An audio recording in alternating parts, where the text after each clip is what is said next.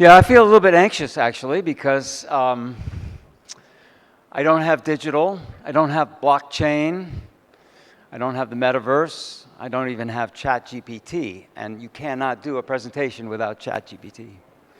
In fact, the thing I'm going to talk to you about is an 80-year-old idea. So maybe we'll do the following. I'll give you a chance to learn a little bit about this idea. It's based on one word, and you're going to tell me whether you think it's a reasonable idea or not. So is that a deal? You have to give me some feedback though, right? Sort of here. There we go. American, living in Finland. This is a big day for Finland.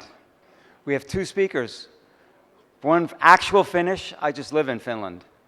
And Finland is a little geography here is, of course, next to Sweden and Norway and next to Russia. Russia makes a big difference to Finland because the Soviet Union invaded Finland in the last war.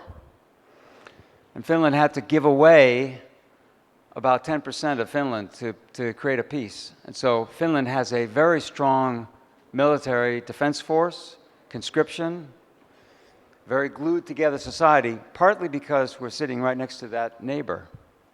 So here's the idea. It's one word. It's a German word, takt. Can you say takt? Takt. Some say takt. This is it. You've learned a word in German. It means a beat. Takt is a beat, like a beat of music, like 4, 1, 2, 3, 4, 1, 2, 3, 4. That's takt. Okay? What we're going to talk about today is takt as a collaboration, like in an orchestra. Like an orchestra would not work if everybody didn't have takt, the same set of beats, right?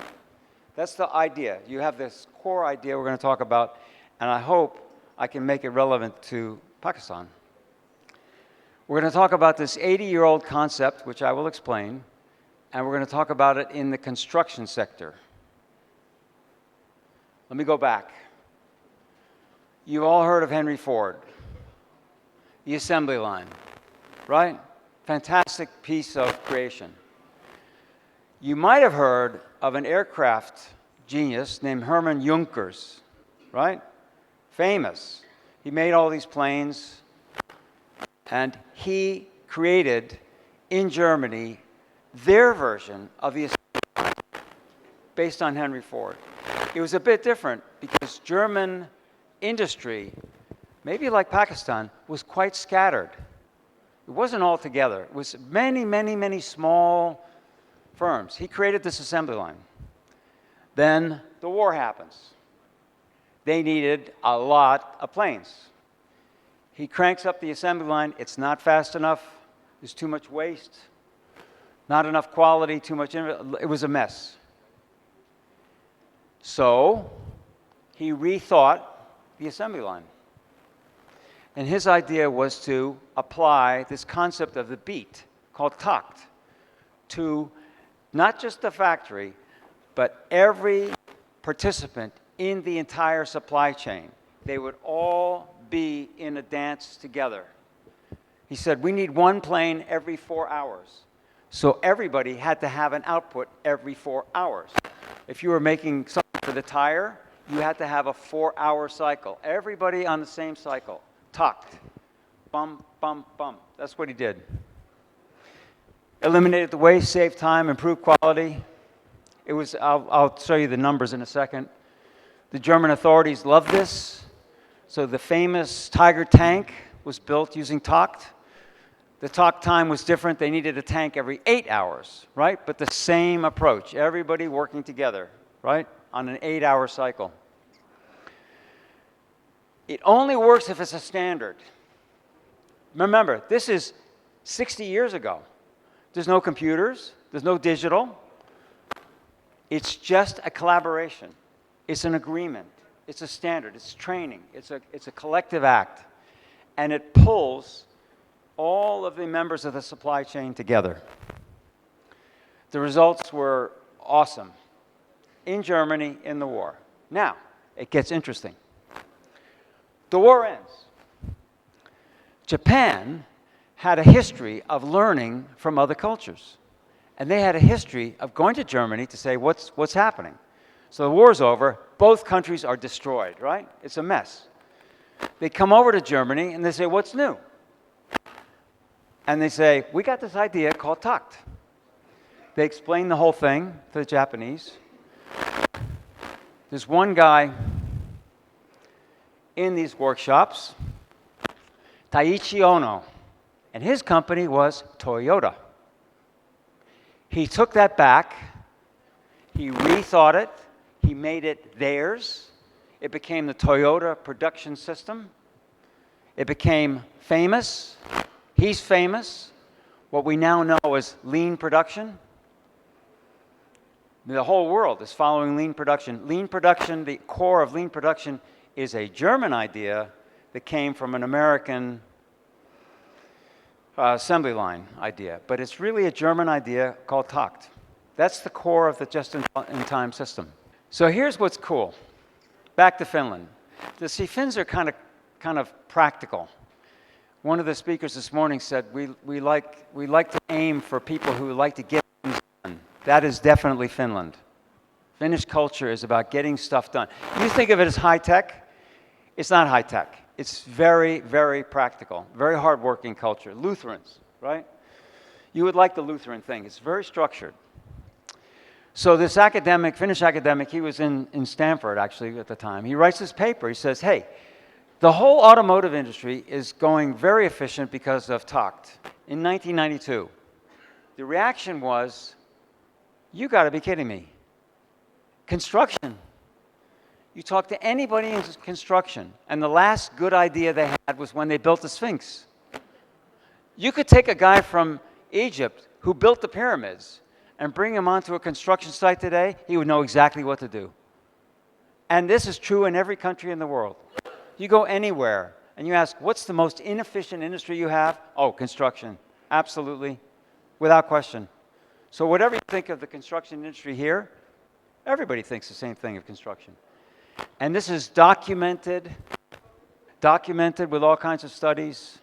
I mean, everybody agrees construction is inefficient, traditional practices, Finns don't trust each other, they avoid risks, there's poor collaboration. Are you sure this is relevant in this room? You guys don't look like construction guys to me.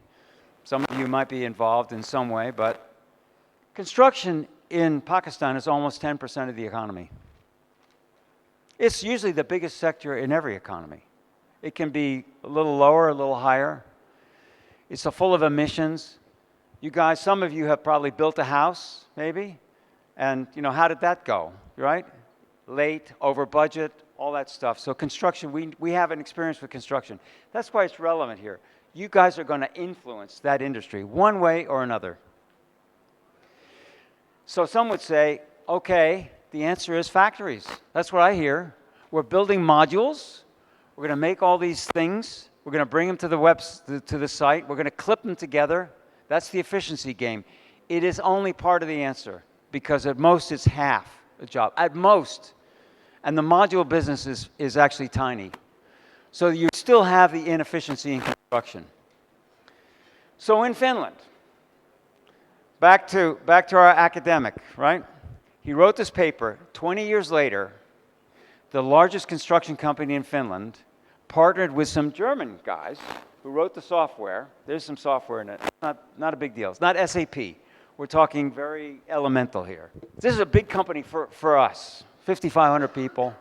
They put 5 people onto this talk program. Hey, it's an idea. What do you guys think? How can we make this work? It caught on like wildfire. A year later, this is a site. It's like a parking garage that was being built. It caught on. They picked a project. The way TACT works is you divide the job. It's a lot of planning. It's a very simple concept, but it takes work to plan it properly. And you have to get everybody working together. You divide the job into work packages. And they started with this, right? Right away. It didn't take years. It took months to get it started. The results were absolutely phenomenal. The same results that Juncker's got in Germany making airplanes, you can get in a construction site. The first time you hear this, you just don't really believe it. But there's so much waste in construction. So now, that same company, which has Maybe at any given time, it might have 400 projects in the pipeline. 150 of them, just 3 years later, 150 of them are TOC projects. A team gets trained in TOC, they're not going back. Once you go TOC, that is it. You like that collaboration, you like that certainty. By the way, in a TOC system, the small suppliers can actually get paid faster because it has built-in invoicing. You can do a lot of things to make it more efficient. The design can change. So once you're in a TOC mode, it kind of smooths the way for a whole lot of stuff to be more efficient. So why am I sharing this story with you? Like, this is all, okay, sounds great. Finland, fantastic. Thanks, guys. Got this whole thing. It's a mindset. It can be implemented in any culture. Results in months, not years. Here's the deal. The Finnish team that created this, the 5 original guys, are looking for international partners. Not customers.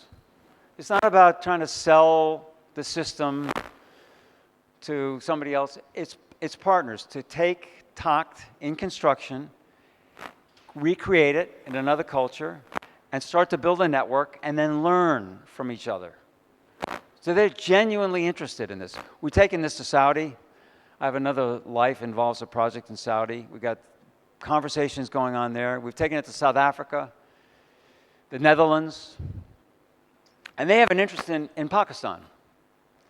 Because Pakistan is quite connected to Saudi, they think it would be a very good idea.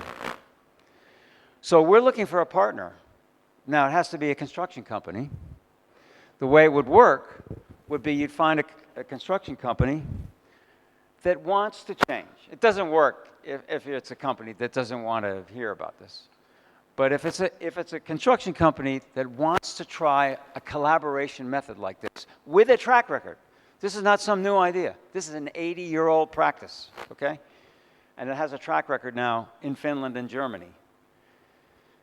If we had such a company, we could create a collaboration. It's workshops. And by the way, the workshops, we're not using metaverse. Sorry. We're not using digital currency. We use Legos. It's workshops with Legos to teach a team and the suppliers how to work together, right? It's low tech. So the idea is do some workshops. You got to do the training and the workshops, and the software helps. Like I say, it's simple software, but you got to have that. It helps organize things. And in months, not years, you start a project.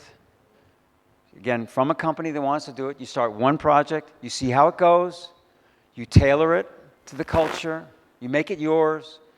What's going to happen is other teams are going to go, how can I get some of that? Right? That's exactly what happened in Finland. It'll grow all by itself. You'll have a TOC center of your own. You'll have an international network to collaborate with, and you'll leap ahead in a productivity game. That's the idea. So that's the summary. One word, TOC.